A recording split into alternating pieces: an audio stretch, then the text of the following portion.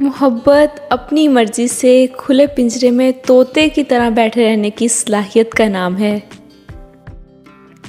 Tension, بے چینی اور ڈپریشن تب ہی ہوتے ہیں جب ہم دوسروں کو خوش کرنے میں زندگی گزار دیتے ہیں۔ زندگی آخر کار رلا ہی دیتی ہے، پھر چاہے ہم اپنے ماں باپ کے کتنے ہی لاڈلے کیوں نہ ہوں۔ بانو قدسیہ کہتی ہیں کہ مرد اگر روکتا ہے تو اس کا یہ مطلب نہیں کہ وہ آپ پر شک کرتا ہے یا اس پر اعتبار نہیں کرتا، بلکہ وہ اسے عزت سمجھتا ہے اور اس کا خیال خود سے زیادہ رکھتا ہے۔ اور ایسی عورت دنیا کی سب سے خوش نصیب عورت ہوتی ہے۔ مرد فطرتاً ایک بچہ ہے، جب کسی کی چاہت میں مبتلا ہوتا ہے تو پھر اس کو پانے کے لیے اس کی کیفیت ایک بچے کی طرح ہو جاتی ہے۔ محبت کرنے والے بد دعائیں نہیں دیتے، کیونکہ جس دل میں محبت رہتی ہو وہاں بد دعائیں نہیں رہتی۔ اگر آپ نے اپنی چاہ میں کوئی کسر نہیں چھوڑی اور آپ کا ساتھی پھر بھی آپ سے خوش نہیں، تو اسے آزاد کر دیں اور اسے ڈھونڈنے دیں آپ سے بہتر۔ یقین کریں، محبت ٹکرانے والے کی طرف کبھی پلٹ کر نہیں جاتی۔ اکثر اوقات سچ کڑوا نہیں ہوتا، بلکہ سچ بولنے کا انداز کڑوا ہوتا ہے۔ زندگی کی خوبصورتی رشتوں سے ہے، اور رشتے تب ہی قائم رہتے ہیں جب ہم معاف کرنا اور درگزر کرنا سیکھ جاتے ہیں۔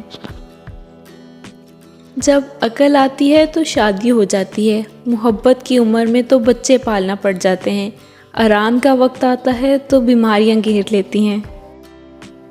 کسی کو بھی حق نہیں کہ وہ تمہیں جج کرے، وہ نہیں جانتا تم اپنے اندر کیسے حالات سے گزر رہے ہو۔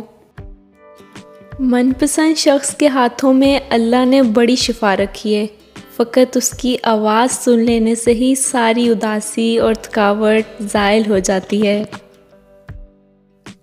جو آدمی اپنے کھانے میں سے کسی کو کھلاتا ہے وہ اپنا کھانا پاک کر لیتا ہے۔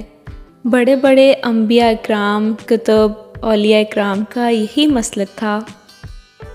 یہ جو کہتے ہیں نا کہ بات ایک کان سے سنو اور دوسرے کان سے نکال دو، انہیں بتا دو دونوں کانوں کے درمیان دماغ آتا ہے، جہاں بات ٹھہر جاتی ہے۔ انسان خوش فہمیوں سے نکل آئے تو زندگی کے اصول آئینے کی طرح شفاف نظر آئیں گے۔ میری امی نے مجھے سکھایا ہے کہ بیٹی، لڑکی کتنی ہی ماڈرن یا پڑھی لکھی کیوں نہ ہو، ننگے سر بری لگتی ہے۔ مرد کی محبت عورت کو کبھی مکمل سایہ نہیں دیتی۔ وہ کہتی تھیں کہ عورت کو بھروسہ صرف اپنے محرم مردوں پر کرنا چاہیے، نامحرم مردوں پر بھروسہ کر کے عورت رسوا ہو جاتی ہے۔ مرد کو جب پتہ چل جاتا ہے کہ عورت اس کے بغیر جی نہیں سکتی، تو پھر وہ اسے جینے ہی نہیں دیتا۔